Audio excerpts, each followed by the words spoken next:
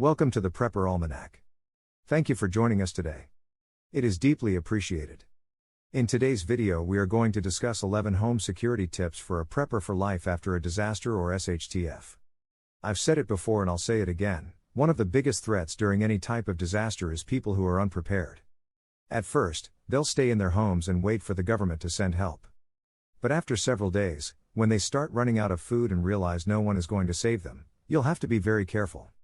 Even the friendly guy next door could become a dangerous killer if he or his children are about to starve to death. Even if it's not a disaster that empties the grocery stores, you'll still need to watch out for opportunistic criminals.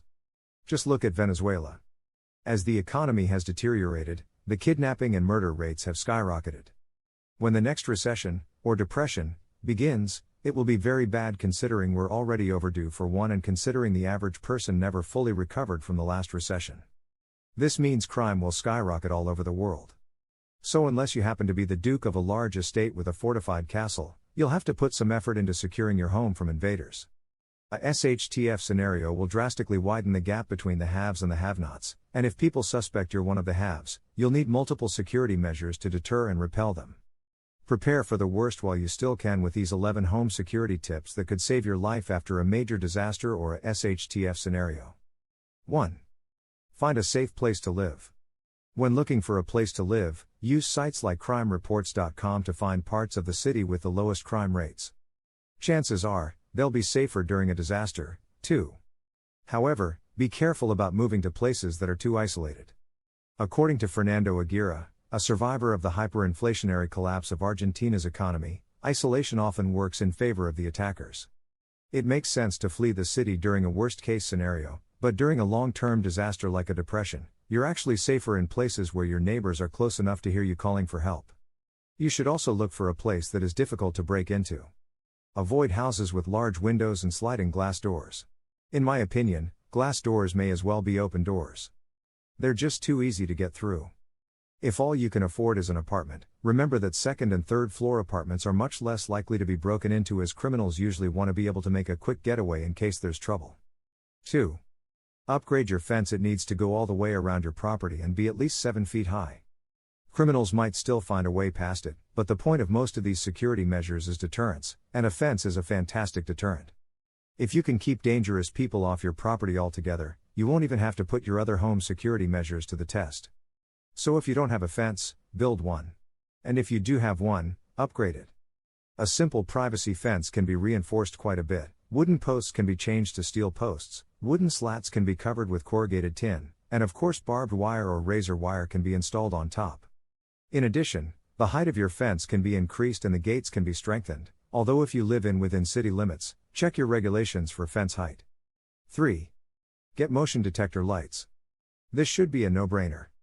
Criminals don't like to be seen, and if a bright light hits them they'll usually flee like cockroaches. Since power outages are likely during any disaster, make sure you install the kind that runs on batteries or, better yet, solar power. They're very affordable nowadays, and you could also use them indoors in lieu of flashlights. 4. Landscape defensively. Use shrubs and trees to your advantage when planning your landscape. Thorny bushes such as blackberry bushes are a great thing to plant in front of windows, and you get the added bonus of delicious berries.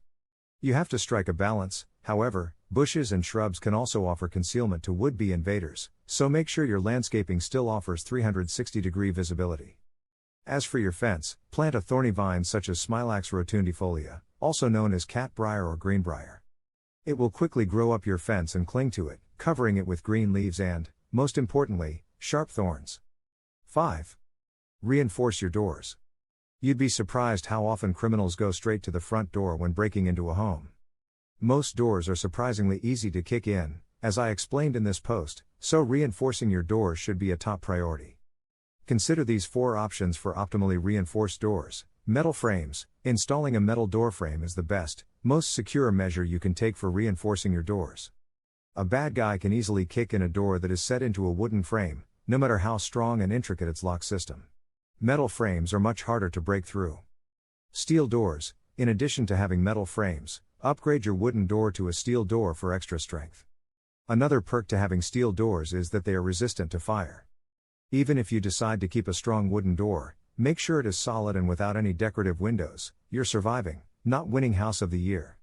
Steel conduit. To take the metal frame concept even further, you can install a small length of steel conduit running a few inches into your door frame. This way, your deadbolt will be anchored into not only a metal frame but an entrenched metal sheath as well. Security deadbolt. The best reinforcements in the world won't stop a lock from being picked, but a deadbolt secure ensures the knob on a deadbolt can't be turned from the outside, even if someone has a copy of your key.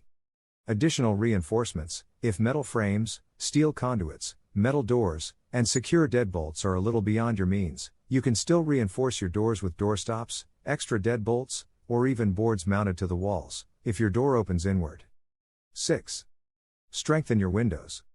A bad guy's other main point of entry into your home is typically through a window. Strengthen your windows using any or all of these methods. Security bars. The first and most obvious way to secure your windows is to fit bars over them, either on the inside or the outside. This prevents bad guys from entering, jailhouse style. Plexiglass. If bars aren't your thing, you can strengthen the window itself by using plexiglass instead of regular glass.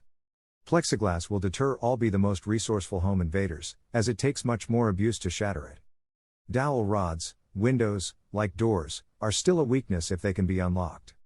While you can secure your windows with deadbolts and the like, a cheap, efficient additional security measure can be found in the form of a dowel rod. Simply place one in the gap where your window slides to ensure it can't be opened enough for someone to get in. This is also a great solution for sliding glass doors. 7. Get an alarm, a very loud one. And as with your motion detector lights, make sure it will work without power. Unfortunately, the backup battery in most home security systems will only last for a few hours once the power goes out. However, there are other options such as battery-powered door stop alarms, window alarms, and motion sensors. They won't automatically call the police or anything, but they'll at least let you know that someone has broken into your home. 8. Build a safe room. A safe room is a secure room in your home that you can retreat to in case of a home invasion. The idea is to stay there until the intruders leave.